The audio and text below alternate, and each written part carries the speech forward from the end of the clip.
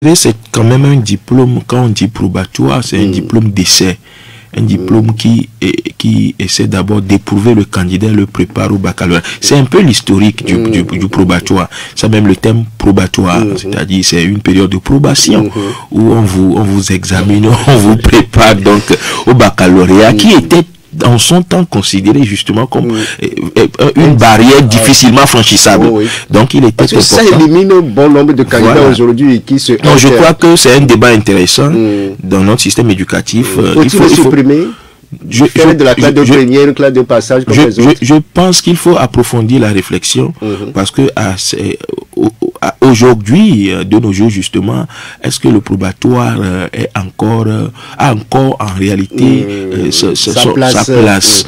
Je crois que en son temps, c'était une étape importante pour préparer le candidat au baccalauréat. Mais aujourd'hui, est-ce que c'est toujours ça? Bon, je crois que la réflexion doit se poursuivre. Sinon, en réalité, quand on voit le programme qui est enseigné de la seconde en première et en terminale, je crois que pour le baccalauréat première partie, on peut approfondir la réflexion et sauter cette barrière pour laisser quand même les candidats aller au baccalauréat directement. Parce que ça bloque certains candidats. Certains même abandonnés même au niveau de la première. Moi, je ne l'analyse pas forcément dans le sens que ça bloque certains, mais j'analyse la chose dans le sens même d'abord du coût. Du coup, c'est-à-dire que c'est un coût national, c'est un budget aussi, c'est un budget, et donc si c'est carrément un examen national, ça demande un coût. Maintenant, si c'est un examen de classe de passage, carrément, ça réduit les coûts. Donc, en réalité, sur le plan professionnel, sur le plan marché de l'emploi, ce n'est pas un diplôme qui est compétitif, qui est même requis.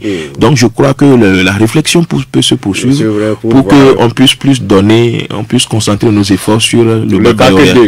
On va souhaiter bonne chance à tous ces candidats-là qui commencent le bac et qui finissent le samedi prochain. Et ces enfants, ou bien ces élèves aussi, faisaient partie du lot samedi dernier chez vous à Baudrafort dans le cadre de la 20e journée nationale des sports. Une journée rehaussée par la présence de la ministre des Sports, Dr Lydie Bessi Kama, qui est venue dans votre commune pour cette activité sportive. Comment a été cette activité, l'engouement suscité par la venue? Non, là, il faut dire que la population s'est bien mobilisée. Bon, moi, je n'ai pas pu prendre part aux activités, j'étais absent. Donc, mais j'ai suivi de très loin. Je crois que ce sont des activités en réalité. C'est une bonne initiative qu'il faut toujours pérenniser. Le sport, c'est la santé, c'est une source de santé. Et donc, c'est également au-delà du fait que cela procure la santé, c'est également une opportunité de cohésion, un volet social qui est important, de communication, de fraternisation, de consolidation des relations interpersonnelles. C'est également une dimension de dialogue. Donc, je crois que c'est une opportunité qu'il faut absolument, n'est-ce pas, promouvoir. Cela s'est bien passé dans la commune. J'ai suivi de loin. J'ai suivi de loin. Je crois que c'est d'ailleurs même un honneur qui a été fait à notre commune de recevoir, n'est-ce pas, la ministre pour cette occasion. On a vu la mobilisation de tous les 23 villages qui composent votre commune. Globalement, comment se porte la commune Lac 3? Quelques années seulement. Non, vous savez, pour la fin de votre mandat. Vous savez, moi, je ne cesserai jamais de le dire. Vous savez, cette histoire de décentralisation a commencé en balbutiant et puis dans plusieurs communes. Cela, c'est des hauts et des bas, c'est normal. Nous sommes à l'étape de l'apprentissage, comme on l'a dit. Donc, je crois que cette première mandature a été beaucoup plus consacrée à l'apprentissage. Au niveau de la commune Lac 3, et des défis énormes. Des défis énormes n'ont pas pu être relevés sur le plan structurel, sur le plan programmatique, sur le plan stratégique. Baudrafort est une ville historique. Oui, mais il faut absolument une réponse idoine pour pouvoir, n'est-ce pas, valoriser ces sites touristiques là aussi, ce capital touristique que nous avons. Je crois qu'il faudra trouver les meilleurs moyens, les meilleures réponses les meilleurs projets pour pouvoir au mieux valoriser ce capital touristique que nous avons. Mais à l'étape actuelle, je puis être tout simplement dubitatif parce que il faut absolument au même moment également évaluer ce qu'on est en train de faire. Cette commune a beaucoup de potentialités, mais est-ce que ces potentialités sont aujourd'hui valorisées à ce titre? Donc je ne sais pas, je ne crois pas. Il y a des efforts à faire. Nous y sommes, nous y parviendrons. Oui. Voilà. Évoquons maintenant l'actualité de votre formation politique, le MTN. On vous connaissait sous le titre du mouvement avant. Vous êtes muté en une formation politique et le premier challenge, c'était les élections législatives et régionales. On croyait vous voir en compétition. Mais Dr Niano, pourquoi le MTN a été absent à ces joutes électorales? Bon, d'abord, il faut comprendre que quand nous étions en train de porter officiellement sur les fonds baptismaux le MTR le 24 février dernier, nos ambitions n'étaient pas forcément pour ces élections qui venaient d'être réalisées dans notre pays, parce que nous voudrions véritablement nous inscrire dans une dynamique de construction sur le long terme. C'est pour cela que nous n'avons pas trouvé pour l'instant de l'intérêt dans ces élections en ce qui concerne notre propre participation. Aussi, nous avions relevé des inquiétudes au regard donc de l'organisation des élections, et la fin ne nous a pas surpris. La fin ne nous a pas surpris parce que déjà à l'entame nous avons fait remarquer qu'il y avait un certain nombre de dispositions qui n'étaient pas à leur place et qu'il était important pour nous d'observer plutôt. Et aujourd'hui nous pouvons tout simplement être rassurés que le temps que nous nous sommes donné pour observer ne nous a pas déçus. Plutôt, cela nous a permis de comprendre que quand on parle des questions d'élection au Togo, il sera mieux de l'approcher toujours avec beaucoup plus de vigilance. Vous parlez des conditions de transparence. Nous parlons des conditions. Oui, bien sûr. Nous tous nous avons suivi comment ces élections ont été réalisées, ont été faites dans le pays. Nous savons que de part et d'autre, d'abord, s'il faut revenir sur le fait même, il faut parler du taux de participation, de la démobilisation autour même de la chose électorale. Toute la démobilisation. Mais le taux était estimé à 62%. C'est ce qui est officiel et nous n'allons pas forcément contester ce qui est officiel, mais nous sommes également un observateur avisé de la chose politique et surtout de la mobilisation. Lorsque le corps électoral a été convoqué et lorsque les élections ont été réalisées, nous avons également nos canaux d'information, de renseignement pour pouvoir avoir par devers nous des informations. Donc ça veut dire que c'est vrai que vous n'étiez pas partie prenante de ces élections, mais de loin, en tant que politicien, vous avez vos yeux sur ce qui se passe. Bien sûr, nous sommes des observateurs avisés. Nous ne sommes pas allés directement dans les élections, mais nous ne sommes pas totalement absents. Tout ce qui arrive dans le pays nous concerne, et même si nous ne sommes pas directement partie prenante. Donc, ce qui veut dire que pour les élections, de loin, nous avons suivi l'évolution et nous nous sommes fait notre opinion là-dessus. Peut-être que nous gardons toujours quelques éléments pour la suite et pour notre propre gouvernement. Et concrètement, qu'est-ce que vous reprochez à ce double scrutin législatif? Non, nous n'avons pas reproché autre chose que d'abord de dire que l'exercice même de double scrutin pour nous en ce moment-là n'était pas opportun. C'est vrai qu'on a fini par comprendre en réalité quel était le programme du gouvernement, et bon, nous avons pris acte tout simplement, tout en sachant que pour nous, au départ, nous avons relevé le fait que la manière dont on voulait conduire le processus, d'abord, sans pour autant travailler par rapport à l'information, à la sensibilisation des populations, pour que les gens comprennent véritablement ce dont il s'agissait, pour que les gens voient également l'intérêt, parce que l'intérêt ne doit pas être un intérêt opportun, c'est-à-dire que les choses sont allées de façon cavalière, on a voulu faire des choses de façon expéditive, presque cursive, et cela nous a surpris, mais nous prenons acte et nous continuons d'observer.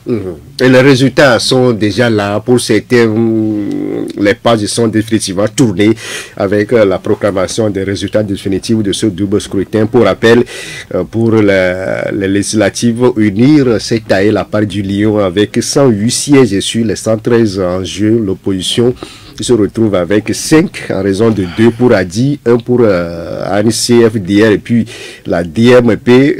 Du côté des conseils régionaux, 179 sièges étaient en compétition. Unir rafle 137-42 pour l'opposition. Un résultat qui reflète selon vous la réalité sur le terrain ou bien... Bon, écoutez, ce sont les résultats qui sont sortis. Toujours critiqués aujourd'hui par la classe politique de l'opposition. Oui, mais nous avons dit que nous avons observé, nous avons tiré des leçons de ce qui s'est passé et nous gardons beaucoup de conclusions pour notre propre gouvernement. Concrètement, est-ce que ces résultats reflètent, selon vous, au niveau du MTR, la situation sur le terrain? Non, ce sont des résultats qui ont été rendus officiels.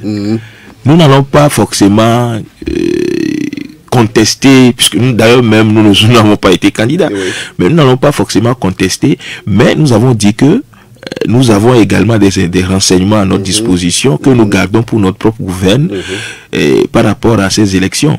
C'est vrai que... Vous avez écouté les deux partis jusqu'à aujourd'hui, que ça soit au niveau de la mouvance présidentielle, le parti chacun défendu son bilan. Oui, le parti uni se prévaut d'avoir raflé autant de sièges. S'il avait travaillé largement sur le terrain, pour l'opposition, c'est des bourrages d'urnes, des fraudes à ciel ouvert. Ce ne sont pas des litanies que nous voyons pour la première fois ou que nous entendons pour la première fois. C'est pourquoi nous disons que pour ces résultats, nous avons nos propres renseignements, nos propres informations que nous gardons pour notre propre gouvernement de façon stratégique pour pouvoir voir la suite. Parce que je l'avais déjà dit que en ce qui concerne ces élections, dès le départ à l'initiative, nous avons déjà émis des inquiétudes. Ce qui est sorti des urnes ne nous a pas surpris. Cela a plutôt conforté nos inquiétudes. Et donc, pour ne pas rentrer dans des supputations, rentrer dans des discours, quelquefois même qui vont prendre l'apparence de discours creux, nous disons tout simplement que ces élections ont donné leurs résultats. Et les résultats sont là, le peuple est témoin et le peuple se fait également son opinion sur le sujet et c'est à lui de prendre ses responsabilités au moment opportun. Donc on estime qu'avec ces résultats, c'est une débâcle pour l'opposition, c'est la fin d'une opposition qui a survécu au moins une trentaine d'années, qui n'a obtenu vous savez, nous avons aucune élection. Je crois que j'ai toujours je crois que j'ai toujours exprimé notre compréhension du système politique togolais par rapport à ce qu'on peut appeler opposition. Nous avons toujours dit que la consonance opposition n'est pas applicable dans notre contexte africain.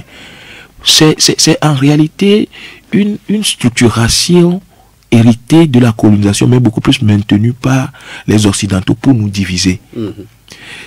Nous n'avons jamais soutenu le fait qu'il existerait une opposition, c'est-à-dire qu'il y a un parti au pouvoir et puis il y a une opposition. Ça n'existe pas. Vous ne pouvez pas mesurer les contours de cette entité avec des contours évanescents, des contours flous qu'on appellerait opposition. Non, c'est-à-dire que c'est quelque chose qui est tellement bizarre. C'est un abus de langage. Au-delà de ça, c'est une confusion totale. Parce que c'est quelque chose qui, en réalité, montre que des gens peuvent aujourd'hui dire « moi, je suis opposant ». Regardez par exemple l'expérience de la dernière législature. Des gens qui se réclamaient opposants, mais qui en réalité ont plutôt agi dans le sens qui n'est pas forcément de l'opposition. Le terme opposition, ce n'est pas correct en politique. C'est pour cela que nous, on a toujours dit que nous ne sommes pas dans cette logique de pensée, dans ce modèle de système politique. Nous disons, ouais, aujourd'hui, pour pouvoir véritablement restaurer le système politique togolais, il faut que les partis politiques commencent par s'arrimer sur des thématiques. Des partis de gauche, des partis de droite, des partis écologistes, des partis etc. C'est-à-dire que ces thématiques-là feraient en réalité permettrait que sur la scène politique, il y ait toujours des passerelles de discussion, et au même moment, cela permettrait également que quand certains sont au pouvoir, d'autres agiront comme des contre-pouvoirs et non de l'opposition. Vous savez, le terme opposition est manipulé, galvaudé et utilisé à tort et à travers par tous les bords. Ceux qui sont au pouvoir, quand ils prennent le terme opposition, c'est pour taper sur tous ceux qui ne sont pas avec eux.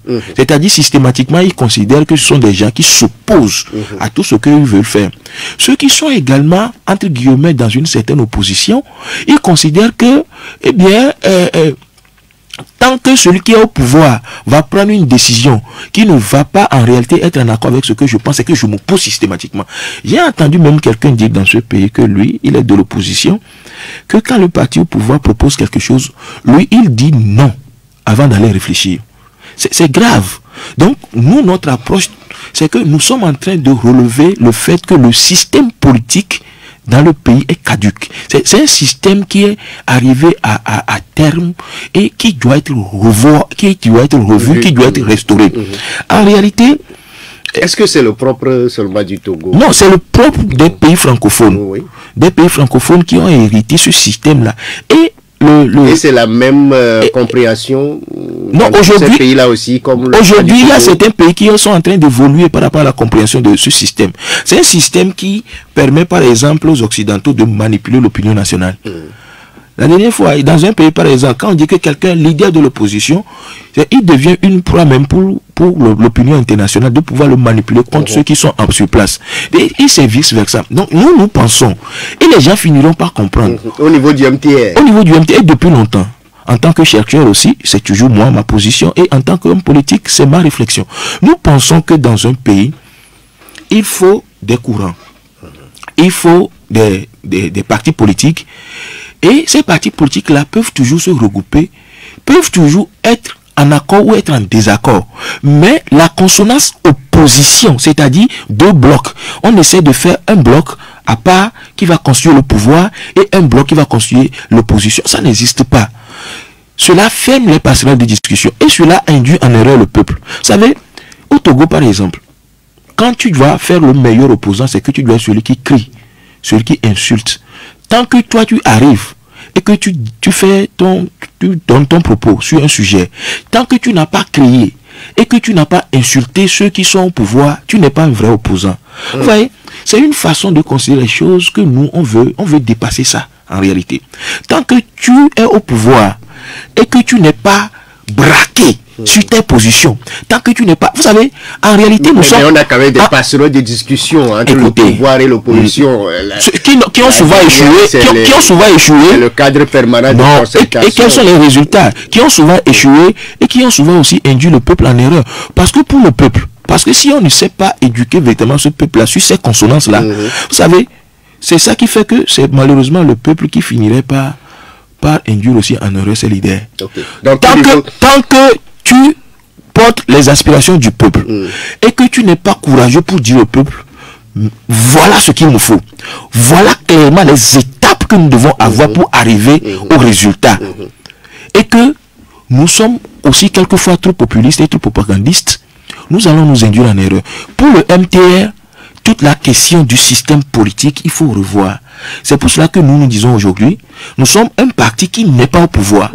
Et nous continuons de discuter avec tout le monde. Et nous proposons notre approche de la chose politique, notre projet de société. Et ce que nous pensons, c'est que tant que nous ne sommes pas au pouvoir, nous sommes un parti qui est là dans le pays et qui donne son avis et qui fait des propositions. Mais pas pour s'opposer, parce que quand il n'y a pas quelque chose, donc on s'oppose. Non.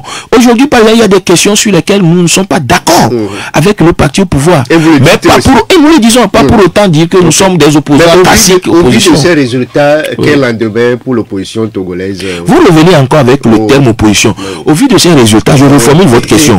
Au vu de ces résultats, quel est le lendemain pour la classe politique togolaise? Parce que c'est pour les deux bords. Vous savez, quand je parle des deux bords, c'est-à-dire ceux qui sont au pouvoir, avec la majorité écrasante, ceux qui sont au pouvoir avec tous les partis qui sont autour d'eux, qui sont peut-être leurs sympathisants, leurs partenaires, etc. Et ceux qui ne sont pas au pouvoir avec leurs partenaires politiques et tout et tout. Alors, quand on prend les choses comme ça, la classe politique togolaise, en réalité, est en déconfiture.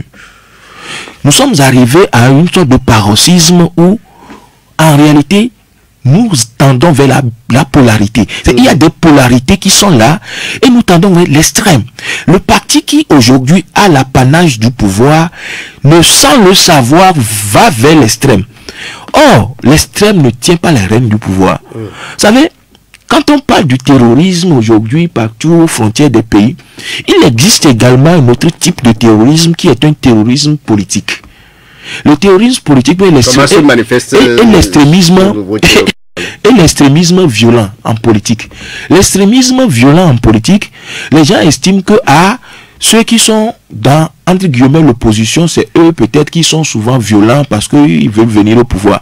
Mais ceux qui sont également au pouvoir et qui sont dans une dynamique de conservation, ad vitam aeternam le pouvoir, eux aussi sont dans une certaine dimension de l'extrémisme qui fait que malheureusement, ils violentent le peuple, ils violentent les aspirations, ils maltraitent les ambitions sans le savoir. Et le drame, c'est que le pays est en péril.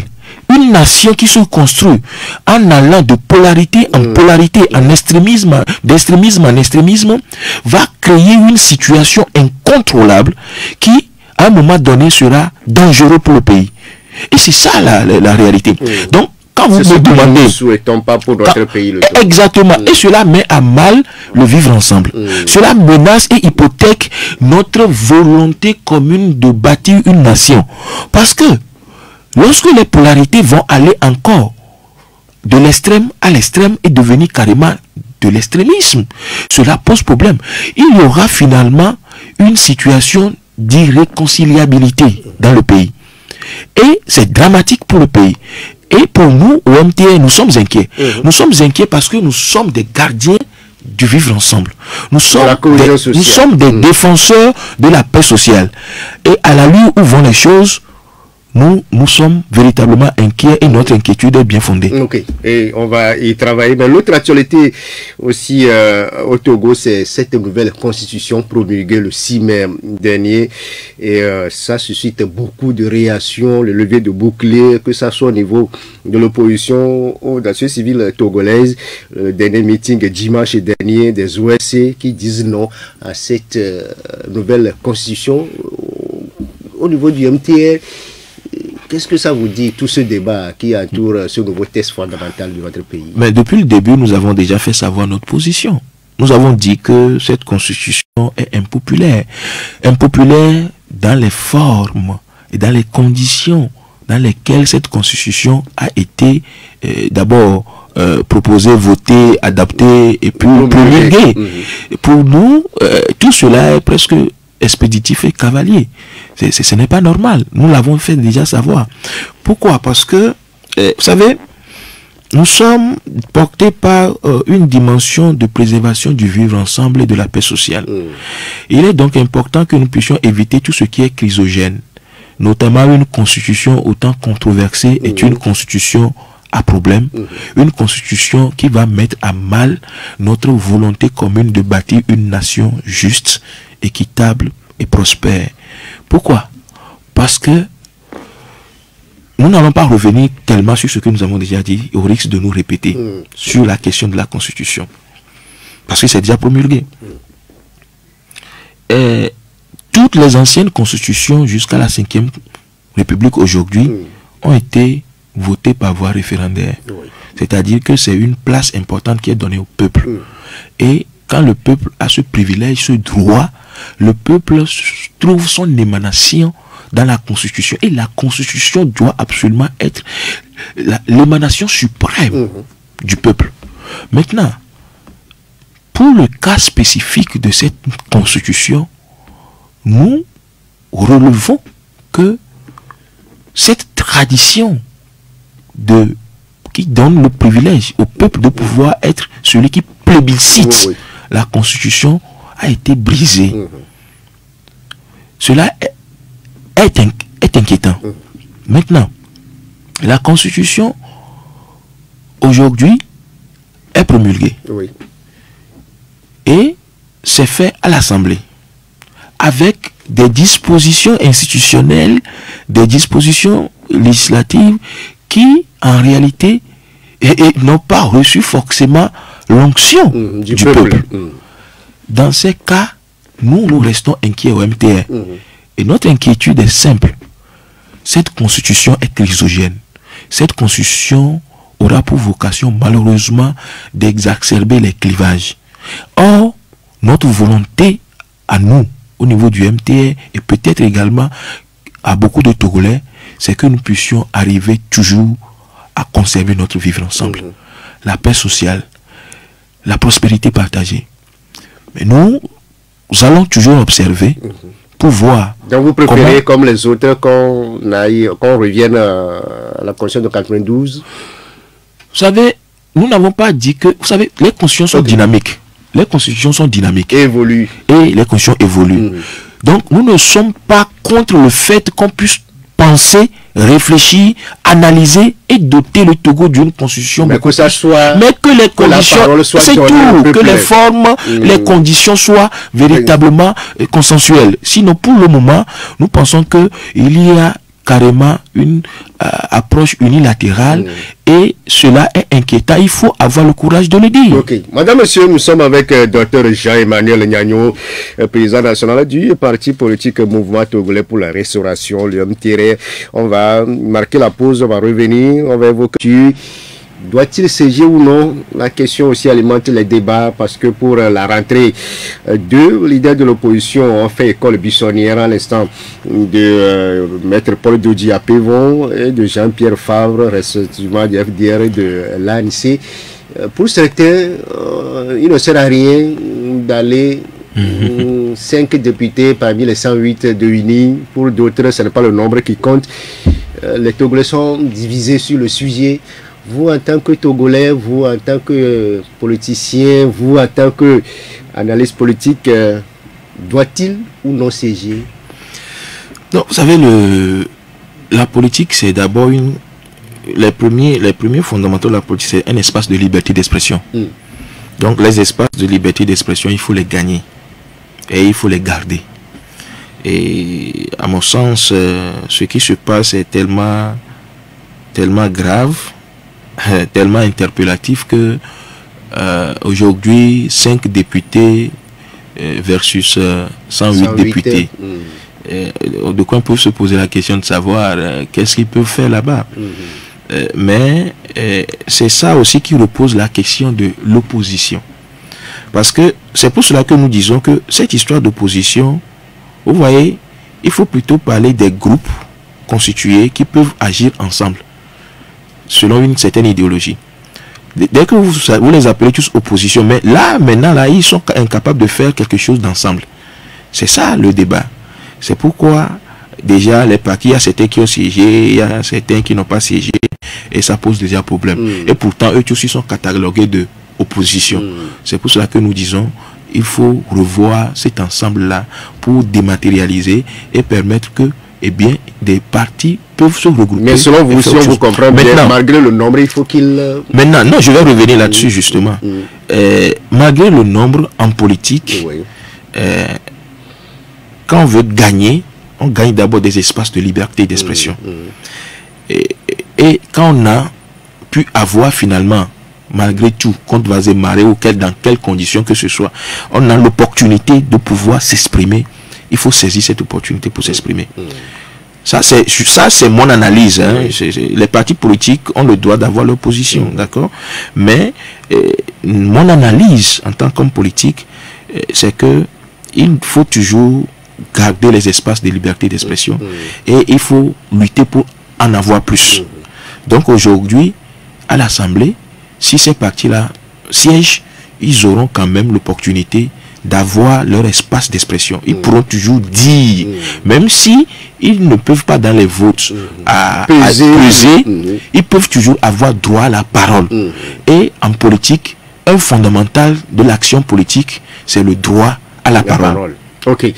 Vous êtes actuellement à la tête du réseau des leaders africains pour la démocratie, l'émergence et le renouveau. Le congrès a été fait ici à Lomé. On a vu d'autres pays de la sous-région qui sont venus à Lomé. C'est quoi ce réseau, Dr Nyagno? Vous savez, le réseau leader africain pour la démocratie et l'émergence, le réseau leader est un réseau que nous avons initié avec des acteurs politiques de la sous-région. Nous sommes 11 pays sur l'initiative. Depuis 2018, on a commencé à réfléchir en tant que jeunes acteurs politiques pour pouvoir essayer d'apporter notre contribution à repenser les leviers stratégiques en matière de gouvernance politique en Afrique. Vous savez, les États africains, surtout francophones aujourd'hui, montrent une certaine fragilité. Une fragilité sur le plan de la gouvernance politique. Ce qui fait que il s'agisse donc des questions électorales, des questions de gestion économique, des questions de gestion politique et tout, là, les pays africains là, francophones surtout, ont beaucoup de difficultés, beaucoup de défis à relever. La CEDEAO, depuis un moment, a montré également un certain nombre de faiblesses ou alors d'insuffisances ou d'incompétences mieux sur plusieurs plans, ce qui a interpellé notre conscience en tant que jeune acteur africain. Et nous avons commencé par réfléchir et à commencer par initier donc une activité de réseautage pour arriver à rassembler les compétences politiques que nous avons, les idées, et proposer une certaine réponse, n'est-ce pas, d'analyse et de réflexion sur la scène internationale en ce qui concerne donc l'Afrique nouvelle et l'Afrique souverainiste que nous pouvons avoir. Et les pays comme la Guinée, la Côte d'Ivoire, le Sénégal, le Mali, le Burkina, le Libéria, la Centrafrique, le Bénin, autant ces pays ont été identifiés et on a commencé par faire des réunions d'étape.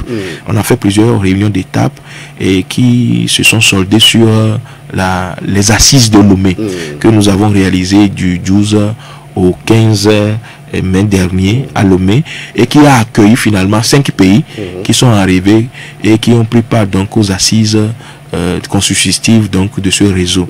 Les objectifs ont été clairs, c'était d'abord pour pouvoir valider les textes fondamentaux du réseau et de pouvoir également valider les orientations stratégiques et la feuille de route du réseau, ce qui a été fait.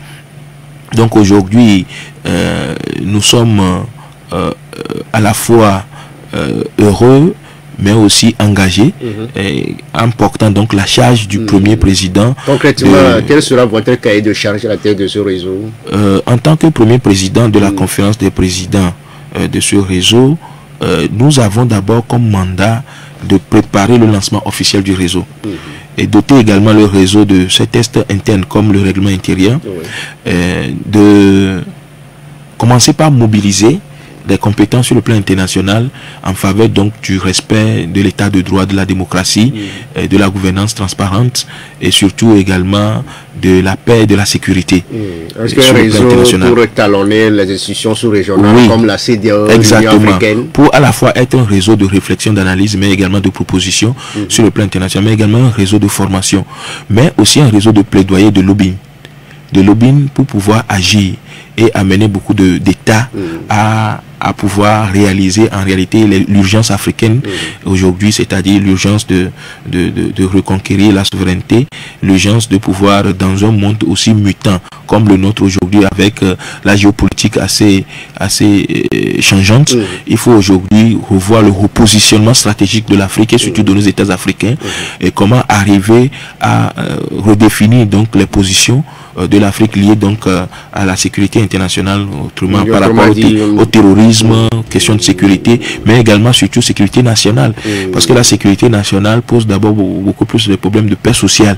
Et quand on parle de paix sociale, on parle également du vivre ensemble, de la préservation du vivre ensemble. Vous voyez par exemple les questions de constitution chrysogène aujourd'hui, en réalité, posent des problèmes. Pour le Togo, qu'est-ce que le Togo gagne dans ce réseau-là? Quel sera la plus-value pour notre pays, le Togo? Nous sommes honorés d'être portés à la tête de ce réseau en tant que Togolais.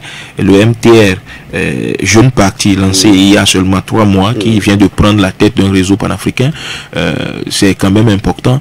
Et pour le Togo, il faut dire que nous avons la lourde charge de pouvoir œuvrer œuvrer pour que les idéaux donc du réseau leader, notamment en matière donc du respect des droits de l'homme, en matière donc de la gouvernance politique pacifique et transparente, pouvant permettre à une Afrique émergente de pouvoir prendre position, nous pensons que notre rôle serait à la fois un rôle de plaidoyer, un rôle de facilitation, un rôle de médiation, un rôle également d'action, de quelquefois même, pourquoi pas, de pression, pour pouvoir amener aussi, et pourquoi pas, l'État togolais à pouvoir respecter justement ces genres de choses. Ok, par rapport à ces pays, vous venez de citer, il y a des pays de l'AOS qui sont aussi concernés, qui sont dans ce réseau-là.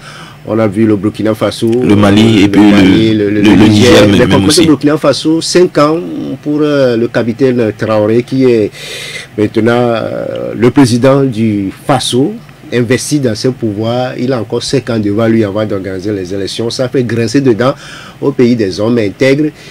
Pensez-vous que c'est normal de lui accorder ces 5 ans-là? Bon, vous savez, ces pays ont des particularités qu'il faut apprécier diversement. Et à les apprécier diversement voudrait dire que c'est des pays qui ont des difficultés liées donc à la sécurité. C'est des pays qui ont des priorités qu'on ne peut pas être en dehors de ça pour pouvoir analyser et juger. Donc il vaut mieux s'adapter à leur contexte pour pouvoir mieux les comprendre peut-être, et puis pour pouvoir savoir que c'est vrai, ils ont des priorités pour le moment. L'agenda qui est là, c'est un agenda qui doit leur permettre de pouvoir refonder leur État et de pouvoir également remettre surtout les priorités liées donc à la sécurité de leur territoire. Donc ce sont des... Si ils ont organisé, vous voyez ce qui est intéressant, ils ont organisé des assises nationales. Au moins, il peut sûrement, je ne sais pas dans quelles conditions, mais ils ont pu permettre à leur population de s'exprimer. Et il paraît même que quand on leur a donné 5 ans, la population même a réagi pour lui demander 10 ans. Oh oui, bon, ça n'a pas suscité de réaction contre au sein de la population quand même. Donc, je crois que 80, 63, 99, 70, 70, 90, c'est le moment pour vous, auditeurs, auditrices qui nous suivez actuellement, de participer à ce débat et poser vos questions à notre invité, Dr Jean-Emmanuel Gnagnon, le président national du mouvement togolais pour la restauration, et également président du réseau des leaders africains pour la démocratie, l'émergence et le renouveau. Donc au-delà de ces pays de l'AOS, 5 ans pour le capitaine Brahim Traoré, on a vu aussi ce qui s'est passé avec Assimi Goïta. Ça veut dire que le Niger aussi s'achemine sur la même... on va prendre Monsieur Noé qui est en ligne pour vous. Monsieur Noé, bonjour. Oui, bonjour, monsieur. Bonjour. Ah, diminue un peu le volume de votre pouce récepteur, ça fait un peu de bruit. Ok. Ce que moi j'allais dire, vous voyez tout ce que M. Gnagnon a posé comme difficulté en Afrique avec les partis politiques, dirigés par les civils. Donc, moi, je dis toujours que ce qu'on peut faire, puisque nos États en Afrique ne sont pas encore bon, comme le dit certains présidents en France, qu'on n'est pas prêt pour la démocratie. Moi, j'allais dire que le système occidental ne peut pas marcher avec nous. Puisqu'ils ont mené ce système pour qu'on puisse utiliser et servir leurs intérêts. Vous voyez, dans ce système, puisque les hommes entre eux n'ont pas droit à la politique. Maintenant, on parle de civils, et ils manipulent ces civils, selon chacun son intérêt politique, et ils mettent les pays en difficulté en Afrique. Vous voyez, quand nous prenons l'exemple de Rwanda, Niger, Ghana, Mali, Burkina, ces pays-là, ils sont des merveilles grâce aux militaires. Quand on parle de Burkina Faso, c'était un président civil qui était élu. Mais est-ce qu'il a pu prendre les décisions qu'aujourd'hui le capitaine France? Moi, je dis que le premier patriote dans un pays, c'est le militaire, il est formé ainsi. Et il n'a pas de parti politique, il n'a pas d'intérêt. Il n'a que à défendre son pays. Et quand le pays est attaqué, c'est l'État dit qu'il est exposé tout devant ce pays. Maintenant, il y a des civils qui ont fait la politique, qui disent qu'ils sont là pour le pays. C'est faux, c'est leurs intérêts et créer des difficultés dans le pays. Notre Togo ne peut pas s'en sortir si c'est toujours la paix parti politique. Il ne faut pas les civils. Donc moi, j'interpelle les bonnes consciences parce qu'il y a aussi des militaires indélicats. Quand ils sont à la tête des pays, c'est pour leur intérêt et le pays. Aujourd'hui, quelqu'un se met en train de civil au pouvoir et que aussi de l'autre. Ok, monsieur Newé, on vous a largement compris, à d'autres qui attendent sur la ligne. C'est le cas de monsieur Lalawa qui est en ligne avec nous. Bonjour, monsieur Lalawa. Bonjour. Okay, vous êtes en direct sur Victoire FM. Ok. Bonjour.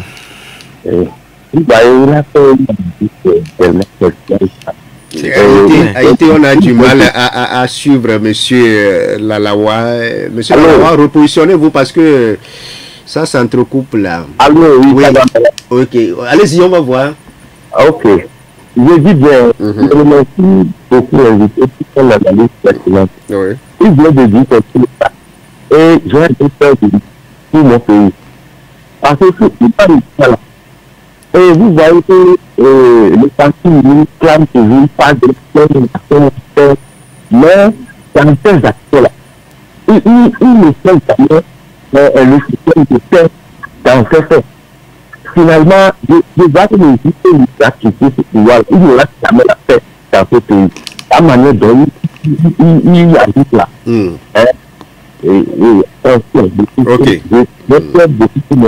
Ok. Bonne journée à vous, monsieur Lalawa. On prend le dernier, le troisième. C'est monsieur Mikodome. Bonjour, monsieur Mikodome. Bonjour, monsieur Gildas. Bonjour, cher ami. Bonjour à votre invité. Bonjour, cher ami. Voilà, je vous ai suivi parfaitement.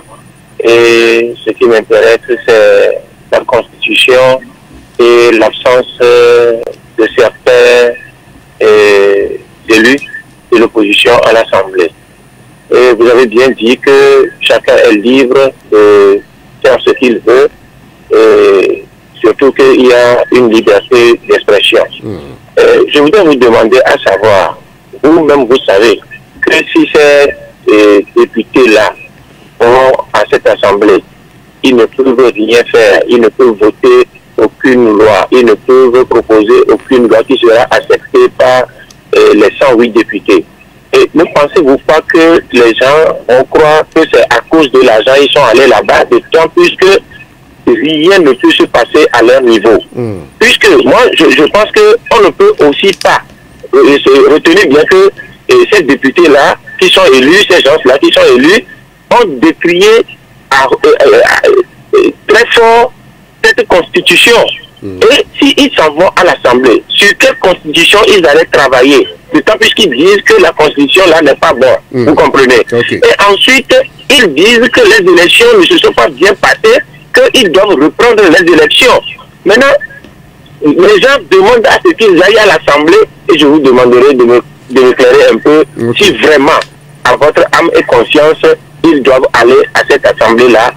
Merci. Merci beaucoup à vous, monsieur Mikodome. C'est fini pour les réactions téléphoniques.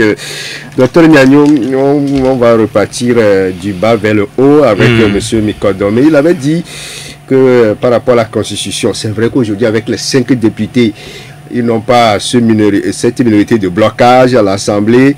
Eux-mêmes, ils contestent la nouvelle Constitution. L'élection aussi ne s'est pas bien déroulée.